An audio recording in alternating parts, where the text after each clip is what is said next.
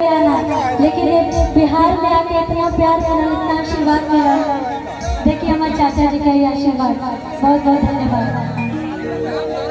प्रणाम करते हैं चाचा जी। और बिहार में आके आपके बहुत प्यार मिला, कल्पना भी ना कर रहे कि कभी सोच के भी ना आए घर से। और आज यूपी से बिहार तक के सफर इतना अच्छा रहा, आप सब बहुत प्यार आशीर्वाद दे। एगो मगई में हमारे बहुत ही प्यारा एगो गाना बहुत ही अच्छा आप लोग आशीर्वाद प्यार दे रहे कि जमिता जो हमरा गाँव नहीं हो, अपन मान हमरा गाँव नहीं हो, जमिता जो